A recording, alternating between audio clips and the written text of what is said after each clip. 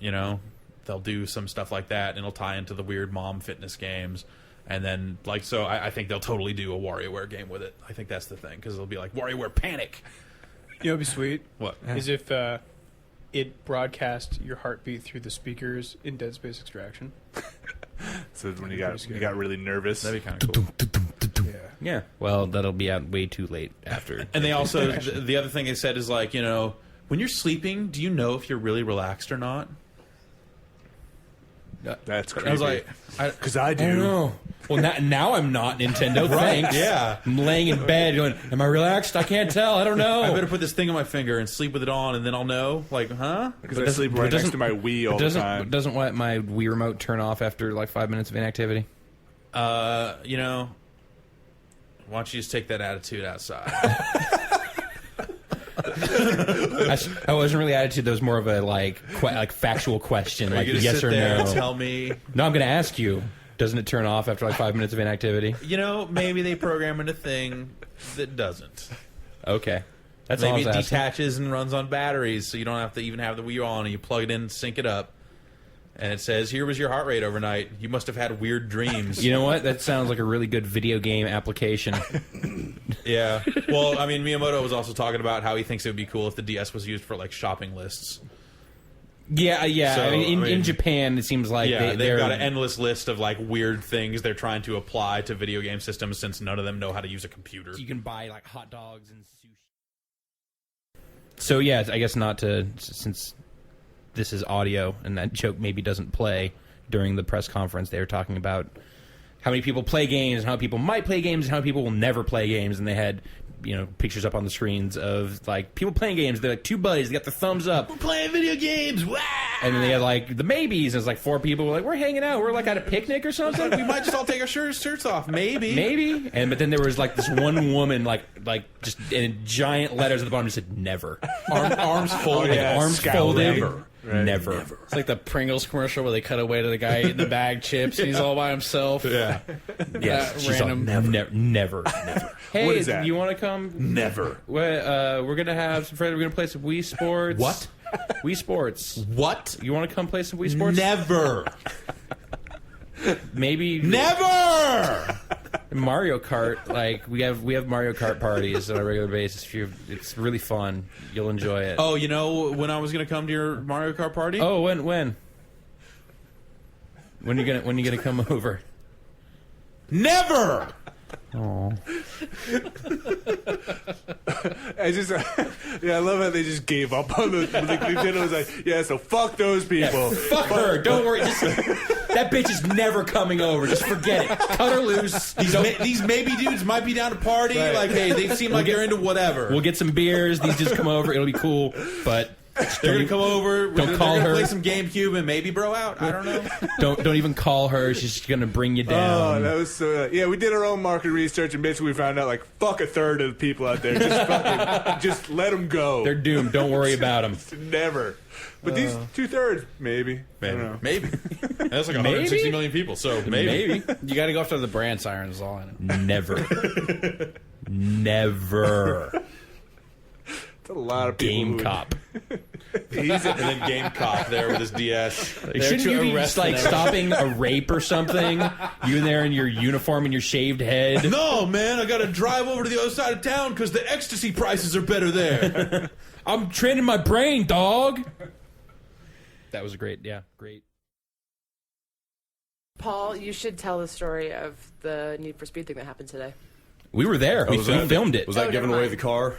No, but did you catch the like no, I the didn't thing, tell- the other thing? Lay it The on. drama? Oh, lay it on Okay. me. I Well, don't know what happened. let's let the man have a beverage. let's preface this by saying that while he prepares himself a drink, that Paul was running the stage show at the EA booth all 3 days of E3. Yeah, wow. Walking by there, I could always hear him yelling at the top of his lungs. I could always sympathize for him as a man who has run something of a stage show before. Indeed. I was like, oh, he's up there doing it. Look at him up there doing it. Got to go up there and do the hustle. So, Carrie, paint us a mind picture. I'll paint you a mind picture. So, to promote Need for Speed Shift, they were basically running a contest throughout the 3 days of E3 that people could play the game and then submit their best times.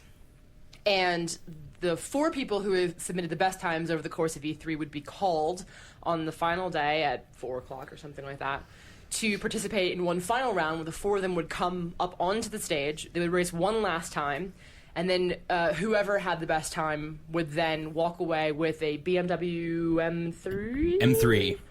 Yeah. Actually, just to interject to that point, it was then that the game designer, creative director, stepped in and said, how exactly are you going to do that? And they said, we've got this great idea. We've got people rated 1 to 4, and we get them to come out, and they all sit down, and one of them races blind on a new track with a new car. Then the next guy races, and then the next guy races, and the next guy races. And I said, okay, where exactly do they sit when they do this? Oh, they're all on the stage. I said, well, doesn't that kind of give I don't know, some sort of advantage to the guy who goes last? I mean, doesn't he get to watch and go, oh, I should brake there. Oh, so be careful on that corner. And they were looking at me as if to go, oh, you could have a point. And so their solution was, well, how about we let the guy who came first go first, and the guy who came fourth go fourth. Should it be reversed? Well, and I went, I'm not sure that that's the right answer. And so I said, why don't you do it like a game show? Let's put them in the green room, laughingly called the green room. Yeah. It's got horsehair walls. Green corner. Is Yeah. what it looked like. I was in there for a moment. It was Horsehair walls, and all the drinks have got just salt water, flavored salt water. There was some kind of bar, though, there. There was like a health food bar. There was, yes, so mocking all the sweaty people. And so I said, well, you put them in there, and you just don't tell them what's going on, and then you bring them out one at a time. And then when they run the course, we blank the screen out at the end so they can't see their score. And so they went, oh, that's very good, very good. So they thought, okay, we'll do that. And it was working great until we'd forgotten that lawyers were involved. We cut back to the story. Oh, I mean, okay, I'll take it back. So anyway, apparently, I mean, because we're giving away a car here, there needs to be some lawyers involved, and there needs to be a contract about giving away a car and accepting it and all that. You know, and you can't work for EA and all that. So my number 1 score didn't count. Anyway, unfortunately, it appears that the contract was written in such a way that it simply stated the player must come in first, second, or third place and have the highest score. And so we had this big to-do, and everyone getting up on stage, and the 4 guys race, and not a single one of them came in first, second, or third place. They came in 9th, 11th, 8th, and 11th. And so the lawyer's standing there and goes, nope, can't give away a car. The wording on the contract was such. They had to come in first, second, or third and get the best time. Wow. So they had to go again, which, you know, Paul's sitting there kind of horrified, and I'm kind of horrified, and a lot of people kind of horrified. And then you go to those 4 guys, all 4 of whom had their head in their hands because they just raced sort of horribly, and go, all right, guys, you get another shot. And they were like, woo! And they were just on the moon, right? And the audience was actually quite into it as well, even though, you know, it's like, all right, that do-over. Let's do it again. Wow. And PR had come over beforehand, and they said, there's 2 human stories to the 4 guys. We're going to tell you what they are. We got them out. One of the guys has agreed that if he wins a car, he's going to give it to charity. And I said, well, that's astonishing. So they showed me his name and a little give to charity. And I thought, really? So if he wins the car, I can literally go, wow. And unbelievably, he's giving the car to charity. That's astonishing. And he had a quote, which was, he was there to compete, not to win prizes. And I thought, God, that's absolutely astonishing. Well, okay, I'll have that one down and go. It'd be cool if he won. And then another guy had got a phone call saying, you're in the final. And he was at work. And he just got up and left work without permission. In fact, his boss had said, where the hell do you think you're going? And he just hadn't told him. He just left the building. Oh, wow. And so we thought, well, if he wins, we'll ring him up. Right. And go, sorry about that. He appears to have won a car. So I thought, well, these are quite good stories. So I went into the laughable green room. And after I climbed over the barbed wire and watched them puking up the horsehair, the saltwater drinks, I found the guy giving it to charity. And I said, just so you know, I said, I think I really want you to win. I said, you know, you're giving a car to charity. And he said, what are you talking about? I said, no, I've got it here. Look, it says here, charity. It says here, I'm giving it to charity. He said, that's my wife. And I said, what? He said, charity. I'm married to a girl called Charity. And I went, oh, wow, marketing have got that so wrong. Or that guy's a genius. What you Yeah, meant was, exactly. what you meant was, if I win the car at E3 that I'm not supposed to be at, I intend to go, honey, I won your car. Because he hadn't clarified it. Marketing, or they were off. They were typing the press release as I spoke. It's like, no, I really don't think you can say that. And if you're only here to compete, and not get divorced. He's brought a car back. So we went out. And so I was thinking, well, in that case, I really sort of want the guy to win who has left work. Because, but there was... it's a 1 in 25% chance, and he was rubbish as well. So it's like pressure, and then they started racing again. Back to the story. Oh God, back to the story. So the first guy races, and close to or similar as the first time, he came in 9th place, and we just went, oh my God, we're going to be here all night long. Like they're going to shut the power off. Can't break the booth down. We gotta.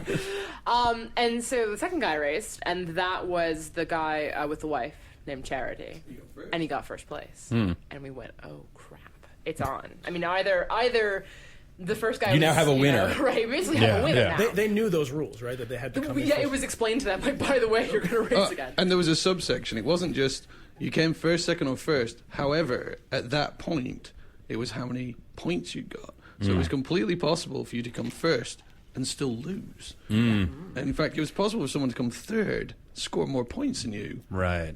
and win. So now we're in this hell of one guy. Well, at least one guy's in the top 3. The car is definitely going at this point. It's a question of who. Is it going to Charity? We can't tell. So we moved on.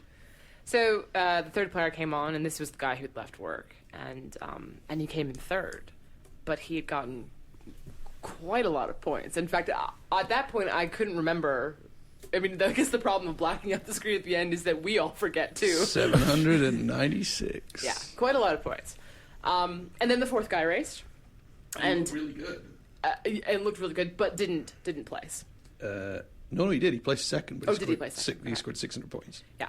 And so, just to let you into the magic of how TV works, to give you into the way this works, I said to them, "How on earth are we going to give the prizes out?"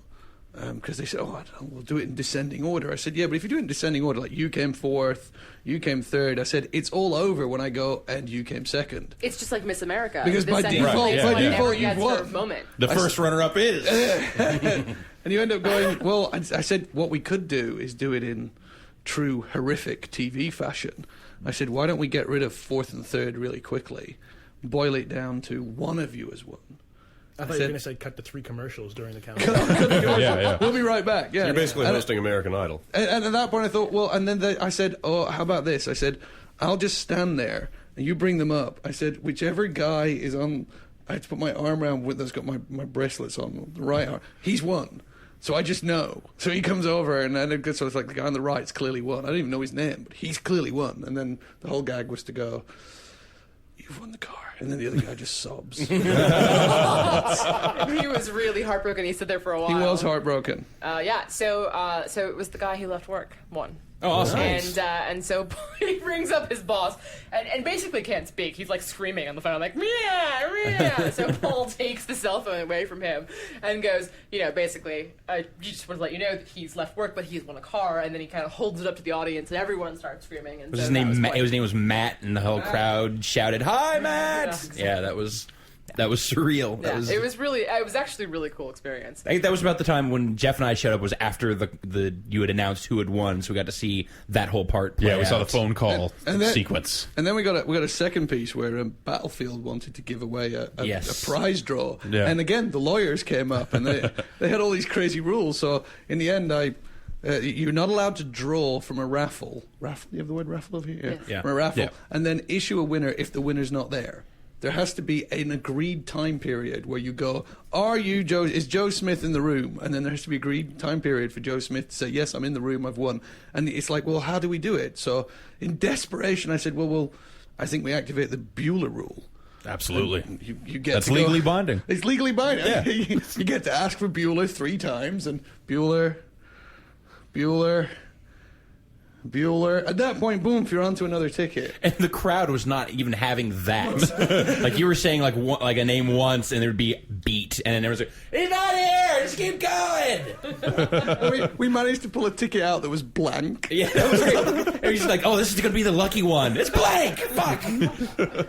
That was. Yeah, I started to think, like, this is going to go on forever. And I really like the marketing guy. He didn't miss a beat, because when the guy finally won, the very first words out of his mouth was, "Here's your Xbox 360. Yeah. It's not an elite. elite." Yeah. It's not elite, but it's still pretty good. I was like, what is going on here at this stage? Who is running this fucking freak show? Barnett. Paul Barnett, of course. Of course.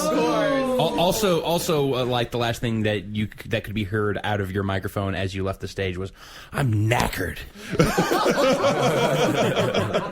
I'm just knackered. So in a moment of giving away some of the movie magic, Sugar Ray Leonard's going to come up, and he's pimping. We're doing Finite 4. Oh, you're not gonna tell, are you? Oh, no, Well, shut up, Goose I'm Goose. sorry. What are you And doing? I'm so, doing it for Eugene, who's still not here. What's he lost? but anyway, It's a tricky hotel lobby. Talk faster. The point is, Sugar Ray Leonard is coming in, and they've come up to me and they've gone, well, he's going to come up and obviously, welterweight champion, the 81 fight with Hearns, the showdown, the return when he fought him again in 87, and then Hagler. I mean, one of the greatest fighters of that 1980s decade. Yeah. And he'll be on the stage delivering pizzas for you. And I'm sort of like, what? And it's like, how did that world championship work out for you? Do I tip him? Yeah. I'm not really too sure how that works. But the point is, he's going to come on, and I'm reading the script, because bizarrely they do give me scripts. And I'm reading the script, and he says, "Oh, Sugar Ray then picks up the controller. Game producer comes on stage. Game producer and Sugar Ray fight a bout. Sugar Ray wins." And I'm thinking, that's really interesting. Like he's like in his 50s. He's going to come on. He's going to pick up an Xbox controller and he's going to whoop the producer of the game. I mean, I guess so. Yeah. And so I turn up for the practice, and they said, yes, a little bit of difficulty. Sugar Ray, we don't really have time to teach him how to win at the game, so we're going to rig it. And I was like, really? Yes, we don't need the kids to find out. All right, okay. So you tell them on this podcast. Well, no, because what people want to know how this really works. I mean, because really, honestly, if you're sitting there and you're going, Fight Night 4, and apparently a guy who's never picked up a controller can whip someone, I'm not going to buy that game. Like, doesn't have no skill. So what they did, rather cunningly, is Sugar Ray gets a controller that is dead, and the producer is actually, although he looks like he's controlling Hagler, he's actually controlling Sugar Ray and Hagler's AI controller. Right? And they're going to fight the game, and Sugar Ray's basically going to talk smack while he's going, I'm now going to beat you up. And so that's what they've decided to do. So we're getting ready to go on. And there's a person literally off to the side leaning into the producer, and he said, "So you're actually going to be playing Sugar Ray?" The computer is going to be playing Hagler. Yes. It is rather important that Hagler doesn't win. And they were like, yeah, no, I understand that. No, but it's really, really very important. I mean, there isn't any way Hagler's going to win, right? And he goes, oh, well, no, I've been working on this game for years. I really own it. I can completely kill everyone. That's probably Eugene ringing me up to stop this story. Paul, stop talking! It's over. There you go. Let me get rid of that. Eugene, he'll have to wait. And so, no, he can wait. Otherwise, he'll stop me.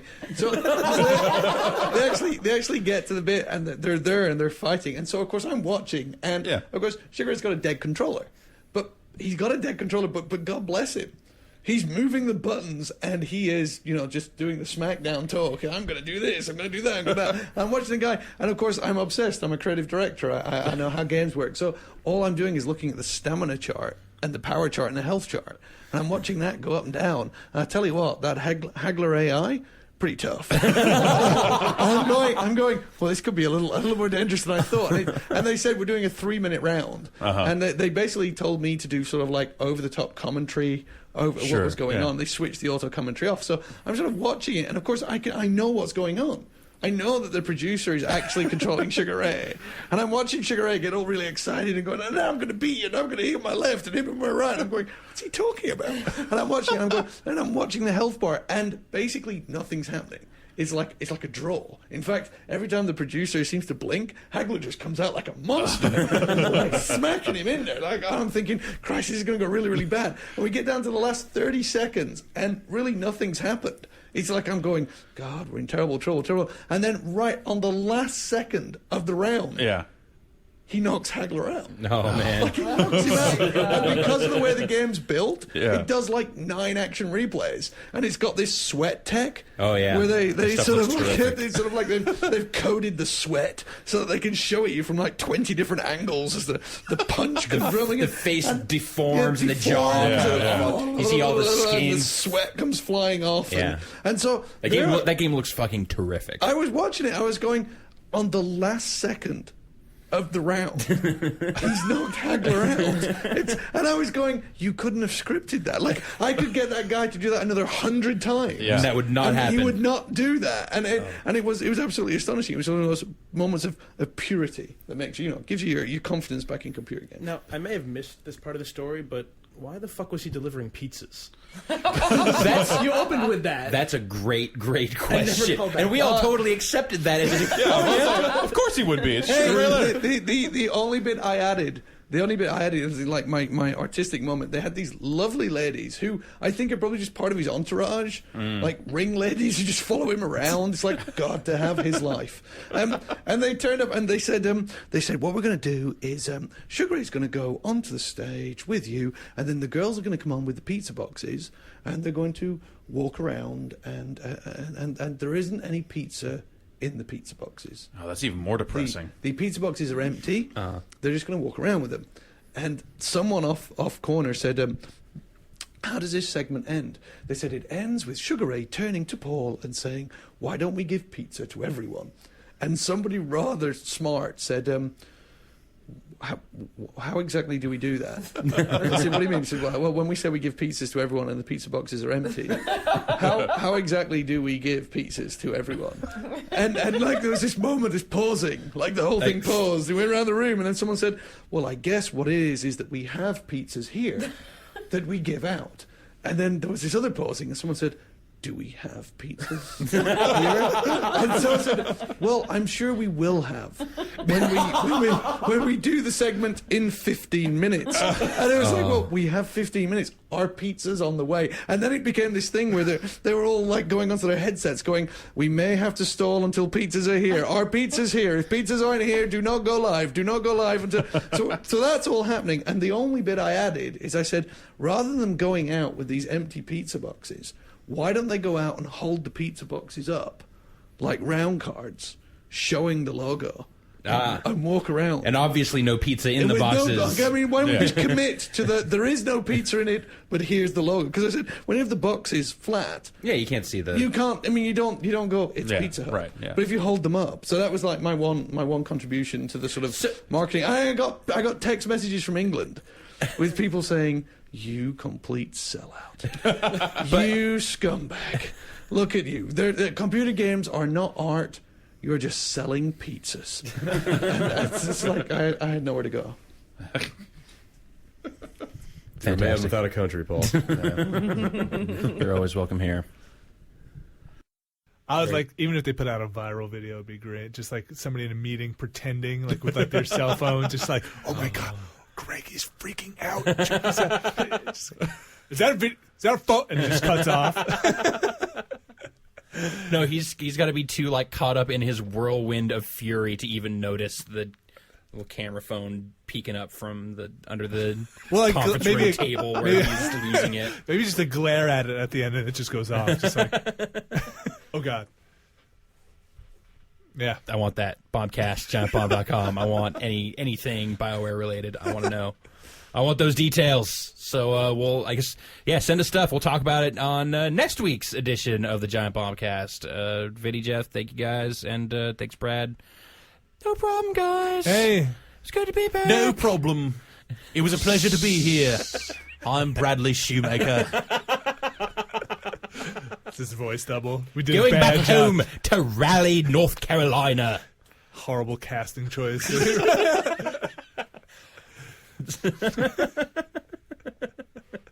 I'm sorry. I think you got the wrong actor for this part. What's my inspiration? Chick-fil-A. Yeah, that's it for the Bombcast. Thanks everyone for stuff and more stuff next week.